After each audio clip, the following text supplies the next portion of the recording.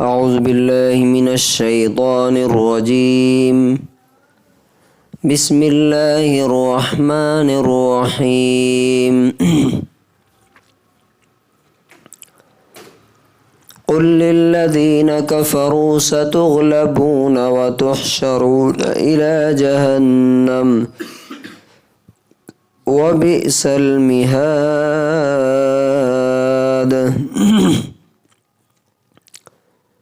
سورہ آل عمران سورہ نمبر 3 آیت نمبر 12۔ اس آیت میں اللہ تعالیٰ کی یہ کتاب ہے، اس کا ایک پروف ہے، ایک ثبوت ہے، ایک ایویڈنس ہے کہ واقعی اللہ تعالیٰ کی یہ کتاب ہے اور اللہ جو وعدہ کرتا ہے اسے پورا کرتا ہے۔ یہ آیت کب اتری پہلے یہ جانیں گے، تب جا کر کے زیادہ سمجھ میں آئے گی۔ نبی صلی اللہ علیہ وسلم جب 2 ہجری میں مکے کے کافروں سے بدر میں جب جنگ ہوئی اور ان کے سارے بڑے بڑے لوگ مارے گئے، 70 ان کے سردار لیڈرز مارے گئے اور وہ شکست کھا کے بھاگے، تو مدینے میں جب واپس آئے نبی صلی اللہ علیہ وسلم، تو وہاں پر جو مدینے میں ایک قبیلہ تھا یہودیوں کا، بنو قینقاع جس کا نام تھا، اس کے لوگ بہت زیادہ شریر اور مسلمانوں کو بہت زیادہ نقصان پہنچانے کے لیے کانسپریسی اور سازشیں کرتے رہتے تھے۔ حالانکہ نبی صلی اللہ علیہ وسلم نے ان سے پیکٹ کیا تھا، معاہدہ کیا تھا کہ ہم سب ایک ہو کر کے رہیں گے، باہر سے کوئی اگر ہم پر حملہ کرے گا تو تم مدد کرنا، تمہارے اوپر کرے گا تو ہم کریں گے۔ لیکن انہوں نے بالکل اس معاہدے کا،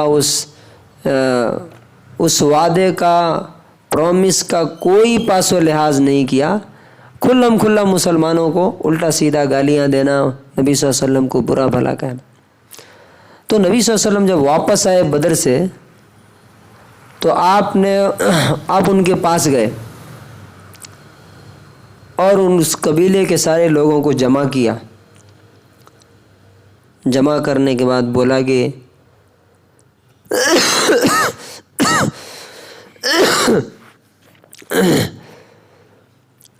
اے یہودیو، تم اللہ تعالیٰ سے ڈرو کہ کہیں تم پر بھی اسی طرح سے عذاب نہ آئے جیسے بدر میں ابھی مکے کے کافروں پر آیا۔ تو انہوں نے کہا، بہت بے شرمی کے ساتھ، ڈھٹائی کے ساتھ انہوں نے کہا کہ اے محمد صلی اللہ علیہ وسلم، اچھا نبی صلی اللہ علیہ وسلم نے یہ بھی کہا کہ تم جانتے ہو کہ میں اللہ کا رسول ہوں، تمہاری کتاب میں یہ لکھا ہوا ہے۔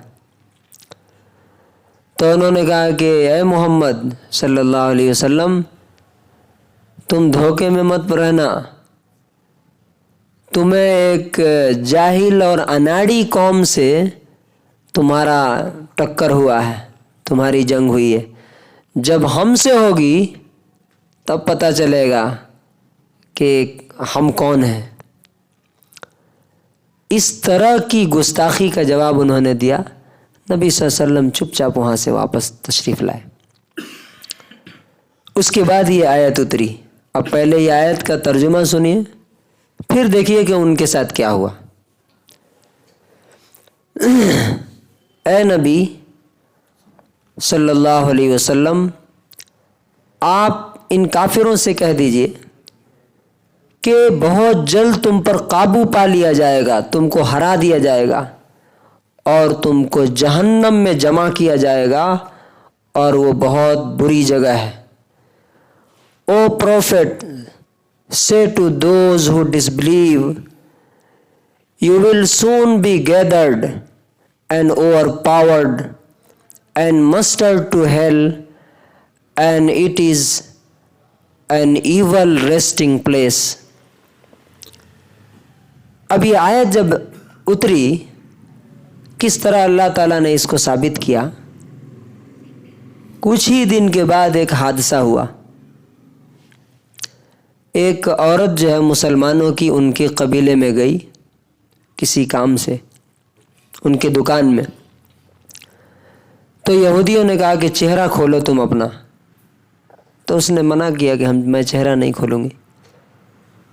تو ایک یہودی نے کہا کہ اس کا کپڑا پیچھے سے اوپر کر کے باندھ دیا. اس عورت کو پتہ نہیں چلا. جب وہ کھڑی ہوئی تو اس کا ستر کھل گیا. تو خوب ہنسنے لگے سارے کے سارے.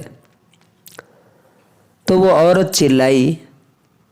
تو ایک مسلمان تھا وہ آیا اور جس نے وہ حرکت کی تھی اس کو قتل کر دیا. تو انہوں نے پھر اسے مار ڈالا مسلمان کو. اب وہ عورت چیختے ہوئے مدینے کی مسلمانوں کی طرف آئی. تو رسول اللہ صلی اللہ علیہ وسلم کو جب پتہ چلا تو آپ نے صحابہ کرام کو کہا کہ چلو اب حد سے آگے ہو گیا معاملہ. تو انہوں نے کیا کہا تھا؟ انہوں نے آج جیسے یہودی وہاں طاقتور ہے نا، سیم کنڈیشن اس وقت بھی تھی.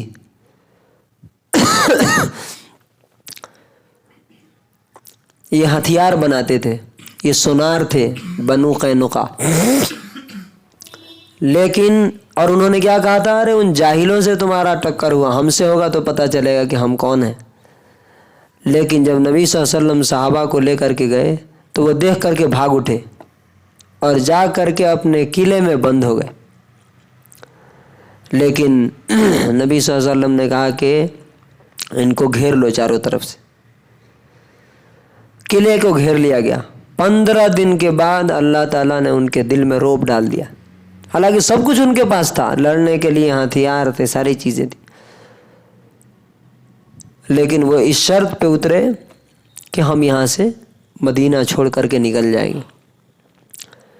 حالانکہ نبی صلی اللہ علیہ وسلم چاہتے تھے کہ ان کو قتل کرا دیں. کیوں؟ غداری کی جو سزا ہوتی ہے، غداری کی سزا اس زمانے میں جو قانون تھا قتل، انہوں نے بہت بڑی غداری کی تھی مسلمانوں سے. تو اللہ تبارک و تعالیٰ نے اپنا وعدہ مہینے 2 مہینے کے اندر پورا کر دیا. تین یہ 2 ہجری میں یہ ہوا تھا، 3 ہجری میں وہ ہوا. تو اللہ تعالیٰ نے کیا کہا کہ بہت جلد تم پر قابو اور کنٹرول پا لیا جائے گا اور تم جہنم میں جاؤ گے، بہت بری جگہ. اب اس سے ہمیں کیا سیکھنے کو ملتا ہے؟ ہمارے لیے کیا لیسن ہے؟ دیکھیے، کفر کا معنی جو ہے نا، ایک تو ہوتا ہے زبان سے نہ ماننا اور ایک ہوتا ہے عمل سے، ایکشن سے نہ ماننا. فار ایگزامپل میں کہوں کہ ذرا پانی لاؤ تو وہ بچہ کہے کہ میں نہیں لاتا. ایک کفر یہ ہے. اور ایک یہ ہے کہ وہ زبان سے تو کچھ نہیں کہتا، اٹھ کے نہیں جاتا. یہ بھی ایک کفر ہے نا، نہیں مانا. تو مسلمانوں سے بھی کہا جا رہا ہے کہ اگر تم بھی کفر کرو گے تو تمہارے اوپر بھی کنٹرول کیا جائے گا جیسے آج ہے. اب ہم کس کے غلام ہیں؟ آج انڈیا میں ہم آزاد نہیں ہیں، غلام ہیں کسی قوم کے، اس لیے کہ ہم نے اللہ کی بات نہیں مانی، نہیں مانتے. نماز چھوڑنے کو کفر کہا گیا ہے نا، بہت ساری باتوں کو کفر کہا گیا. دوسرے لیول پہ یہ کہ اللہ تعالیٰ تم کو تمہارے گھر میں ذلیل کرے گا. تو آپ دیکھ لیجئے، جو لوگ بھی اللہ کی بات نہیں مانتے ہیں ان کے گھر میں ان کی کوئی ویلیو نہیں ہوتی. یا اللہ کی بات دوسرے نمبر پہ رکھتے ہیں، پہلے نمبر پہ اپنے بچوں کی، اپنی فیملی کی، اپنے گھر والوں کی، اپنے خاندان کی. تو اللہ تعالیٰ کہتا ہے تمہیں اللہ تبارک و تعالیٰ ذلیل کرے گا، مغلوب کرے گا، ہرائے گا، تمہاری کوئی ویلیو نہیں رہے گی. اور جب اللہ کے پاس جاؤ گے تو پھر تمہارے لیے جہنم ہے، اور وہ تو بہت بری جگہ ہے. تو اللہ تبارک و تعالیٰ سے دعا ہے کہ اللہ تعالیٰ ہمیں وہ طاقت اور پاور دے جس کی وجہ سے ہم اس کی بات مانیں، اور اس کی جب بات مانیں گے تو انشاءاللہ دنیا میں بھی پاور دے گا اللہ تعالیٰ جیسے صحابہ کرام کو دیا، اور آخرت میں بھی اللہ تعالیٰ ہمیں کامیابی عطا فرمائے گا. سبحان اللہ و بحمدہ.